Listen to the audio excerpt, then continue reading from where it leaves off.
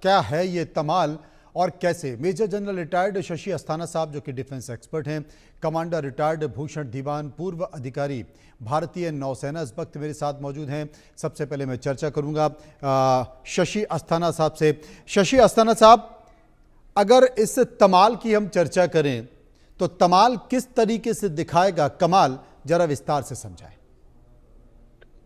देखिए, जहां तक इस युद्धप्रोत का सवाल है, ये युद्धप्रोत एक स्टेल्थ टेक्नोलॉजी है, यानी कि रडार से बहुत आसानी से पकड़ा नहीं जाता है। उसी मुताबिक जब इसमें ब्रह्मोस फिट हो जाती है, ब्रह्मोस भी एक क्रूज मिसाइल है, वो भी स्टेल्थ टेक्नोलॉजी वाली है, उसके भी रडार सिग्नेचर इतनी आसानी से पकड़े नहीं जाते हैं। तो उस लिहाज से ये एक, जैसे हम बोलते हैं, कैपेसिटी डेवलपमेंट या कैपेबिलिटी डेवलपमेंट, तो उसकी तरफ एक बड़ा कदम है। और इसमें कोई शक नहीं है कि ये भारत की जो नौसेना है उसको और ज़्यादा मजबूत करेगा। और इसी से मैं इसको एक बड़े संदर्भ में देखता हूँ। बड़ा संदर्भ ये है कि देखिए, भारत की जो समुद्री सीमा है वो, और भारत की जो ज्योग्राफी है वो एक तरीके से भारत के फेवर में है। और भारत के लिए नेवी जो है वो बहुत ही इंपॉर्टेंट है, क्योंकि भारत की नेवी से चीन भी डरता है, क्योंकि चीन की सारी जितनी भी ऑयल की लाइंस हैं, सप्लाई लाइंस हैं, वो सारी भारत इंडियन ओशियन से गुजरती हैं। और इसीलिए चीन ने, अगर आप देखें, क्योंकि चीन को साउथ चाइना सी में भी अपनी लाइन संभालनी है, सप्लाई लाइंस, और इंडियन ओशियन में भी संभालनी है। और उसने इसीलिए अपनी नेवी को सबसे बड़ा कर लिया है। 730 युद्धप्रोत हैं उसकी नेवी में। भारत की नेवी में अभी 293 युद्धप्रोत हैं, और भारत भी उसको और बड़ा कर रहा है। लेकिन उसके जो जितने युद्धप्रोत हैं वो पूरे के पूरे इंडियन ओशियन में इस्तेमाल नहीं हो सकते। तो उस लिहाज से भारत को एक किस्म से एक पैरिटी, यानी कि एक बदले की स्थिति में पहुंचना पड़ेगा, क्योंकि चीन ने बहुत सारी सबमेरीन्स हैं उनके पास, न्यूक्लियर सबमेरीन्स काफ़ी उनके पास हैं।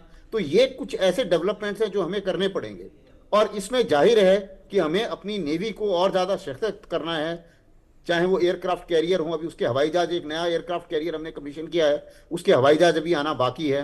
और जब हम इन सब चीज़ों को देखते हैं, ये सारे के सारे युद्ध प्रोतों को एक साथ, तो हर एक नया एडिशन वो भारत की नेवी को सशक्त करता है।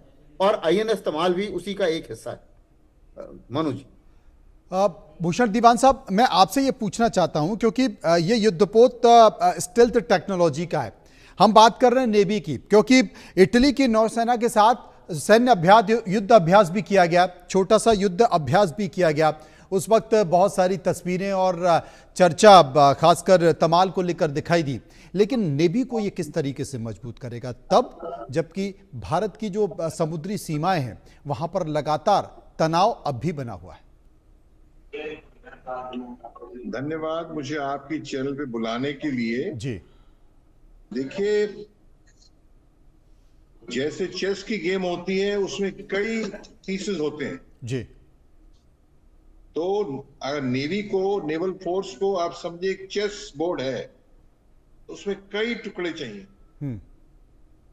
मतलब फ्रिगेट्स चाहिए, डिस्ट्रॉयर्स चाहिए, क्रूजर्स चाहिए, एयरक्राफ्ट कैरियर्स चाहिए, माइन स्वीपर्स चाहिए, लैंडिंग क्राफ्ट चाहिए, LST लैंडिंग क्राफ्ट चाहिए, और एयरक्राफ्ट भी चाहिए। सवाल ये है और हमारा जो नेवी का जो काम है, चैलेंज सिक्योरिटी का, पहला काम अगर डिफेंस का देखें तो डिफेंस का क्या है, 7,500 किलोमीटर की कोस्ट लाइन। मैं कहना चाहता हूं सिक्योरिटी के हिसाब से Pakistan one front, China second front, Bangladesh third front, और ये 7,500 किलोमीटर जो है, ये कोस्ट लाइन जो है, ये फोर्थ फ्रंट है। 4.5 माने हाफ अंदर आ गए। और ये 7,500 किलोमीटर जो है, इसमें पोर्ट्स हैं, इंपॉर्टेंट इंस्टॉलेशंस हैं, नेवल बेसिस हैं, बॉम्बे हाई है, और सबसे बड़ी बात, एक्सक्लूसिव इकोनॉमिक जोन है, जो तट से 200 नॉटिकल माइल्स होती है। और नॉटिकल माइल तो 1 माइल से ज्यादा होता है, काफी ज्यादा होता है। तो उसके अंदर जो है, उस पर भी हमारा वर्चस्व है। तो वो एरिया अगर आप देखें, 200 नॉटिकल माइल्स का एरिया, वो कितना है, वो हमारा जो एरिया भारत के लैंड का एरिया है, उसका 2/3 तो वही है।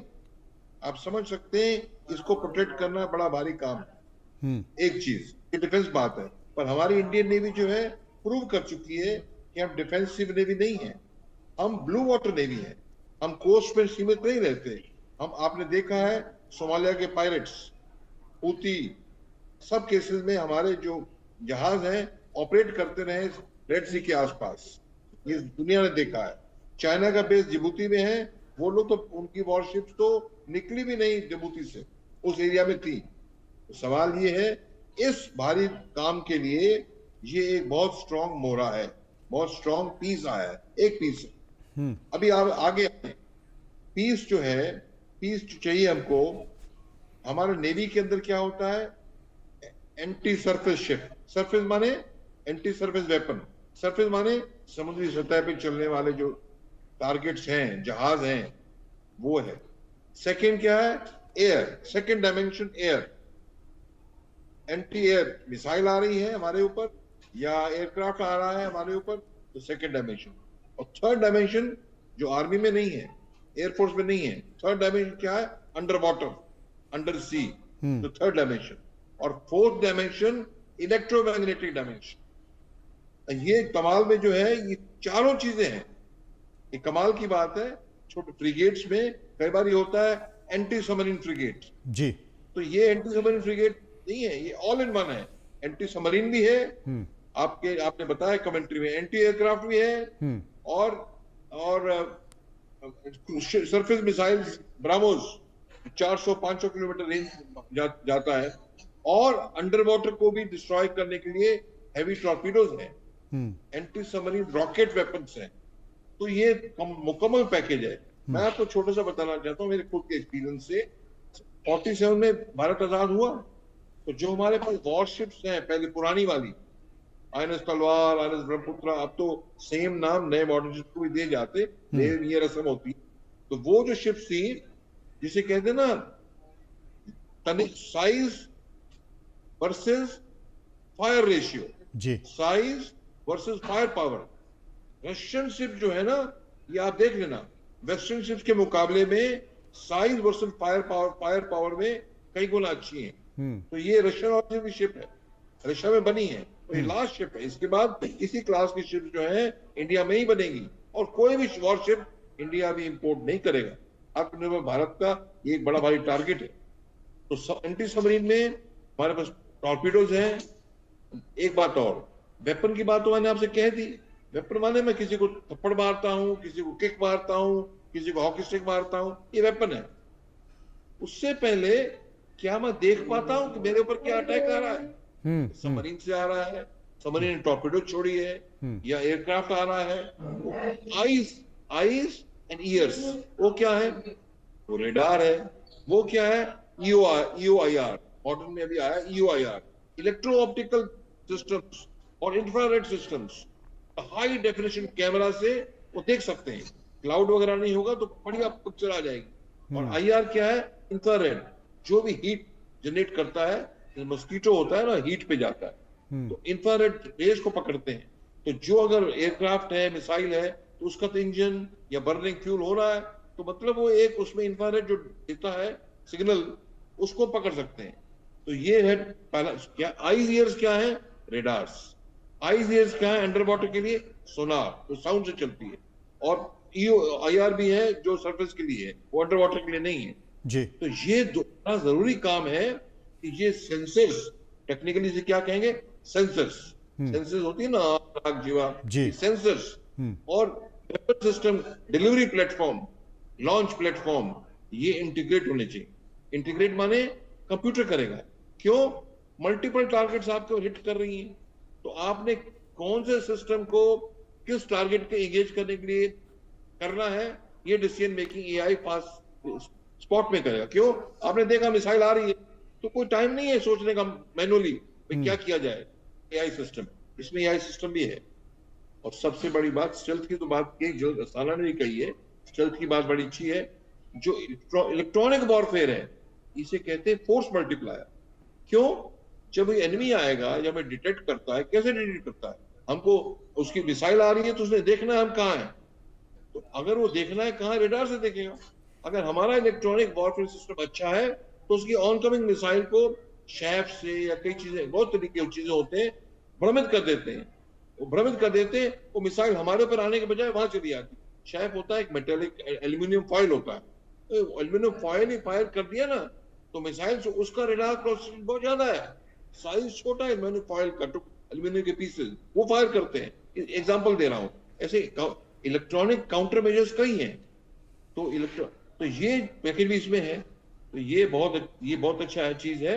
और इसके अंदर आप समझें, पर एक चीज मैं फिर भी कह दूंगा, लास्ट पॉइंट, ये एक पॉइंट बहुत बड़ा जरूरी है। जी जी बताइए। चीन हमारा मुकाबला नंबर 1 है, तो उसके मुकाबले में हमारी डिफेंस मैन्युफैक्चरिंग कैपेबिलिटी अच्छी है, उभर रही है। ऑपरेशन सिंदूर ने भी प्रूव कर दिया है, पर स्पीड और बढ़ानी पड़ेगी। आज चीन की नेवी सबसे ज्यादा दुनिया में उनका तादाद है और फायर पावर है, तो 3 साल में नया एयरक्राफ्ट कैरियर बना देते हैं, हमको कई साल लग जाते हैं।